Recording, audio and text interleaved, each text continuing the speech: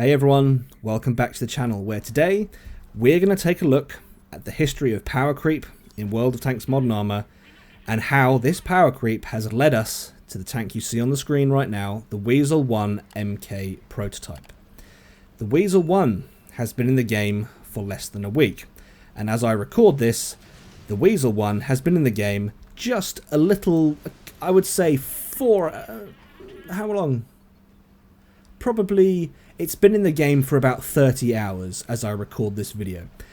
And it is proving itself, after just 30 hours, it's proving itself to be the most toxic tank in Era 2. Now, some history here, for those that are new to the game as of 2021, 2022. The Wiesel is not the first time Wargaming have introduced a toxic premium light tank.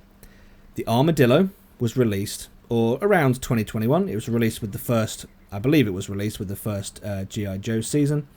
And for those, if you don't know, the Armadillo is the little green light tank with the quad barrels that shoots bang, bang, bang, like that, 16 round clip. That was released with the first G.I. Joe season. And in its heyday, it was so dominant that it could outplay anything and everything. It was fast, small, difficult to hit, and if you did hit it, your shot would bounce because reasons. It was difficult to see, and it had a clip that could destroy almost everything that it faced. Does that sound familiar to anybody? As I just tear into the back end of a 4-11, who is now dead. Does this sound familiar to anybody? What the Armadillo used to be? Does that ring any bells? I'd imagine it does at this point.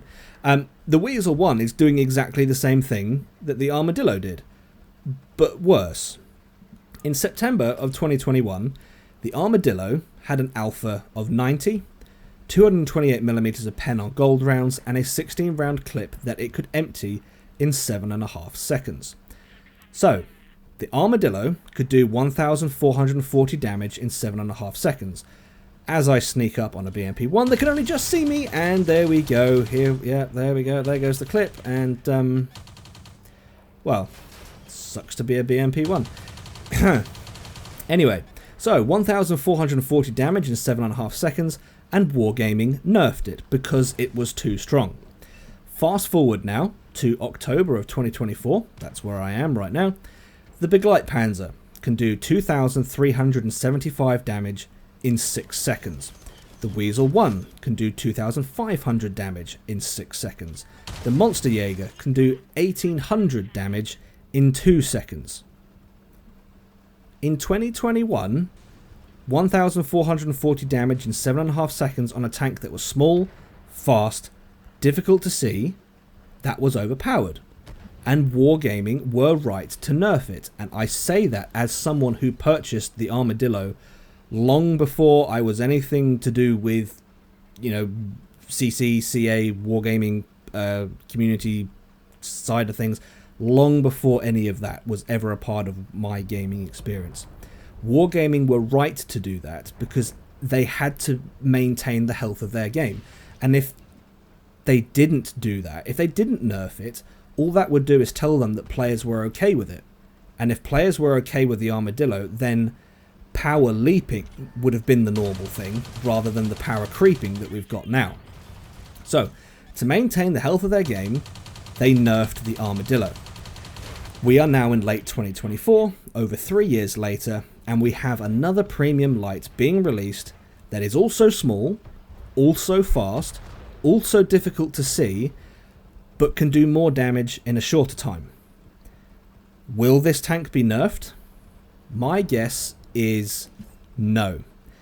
Why do I say that? Well, I say that because power creep is a part of this game. Whether it is done intentionally or not by the folks at Wargaming, what the community sees is power creep. And it's part of the development strategy. Whether it's intentional or not, the evidence tells us that it is part of the development strategy.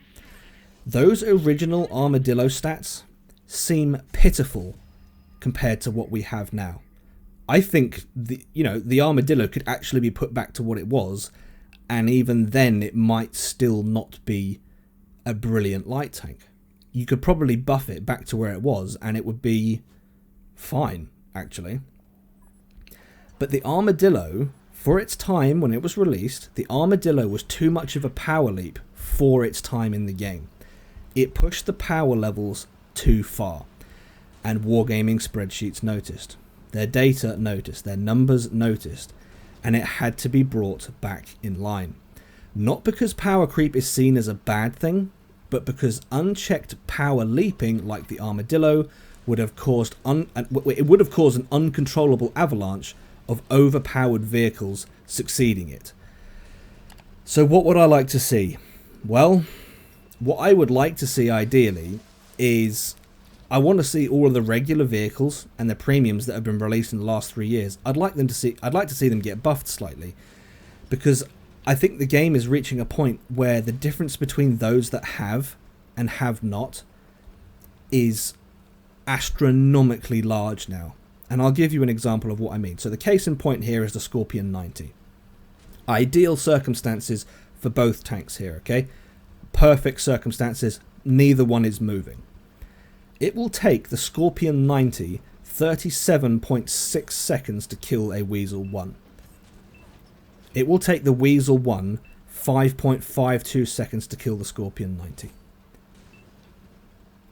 That's an unbelievable difference for two Era 2 light tanks.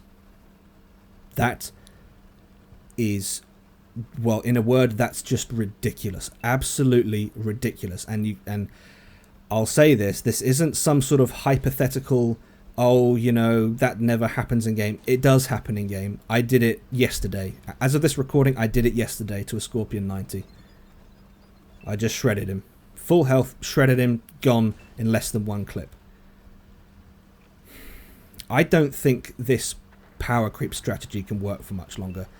And I get that Wargaming needs to make money. I get that they need to keep moving things forward and they need to keep things new and interesting. But at what cost to the game? And more importantly, at what cost to the community that plays the game? Tanks like the Wiesel 1, they do not bring anything positive to the big picture gameplay experience. All the Wiesel 1 has done is reinforce the notion to the community that Wargaming do not know how to look after their game or even understand what the community want. Alright, so that's a little bit heavy there. I'm going to lighten the mood here a little bit by referencing a scene from National Lampoon's Christmas Vacation. Snikey up behind a Monster Jaeger, he's dead. Another case in point. Anyway, we'll move on.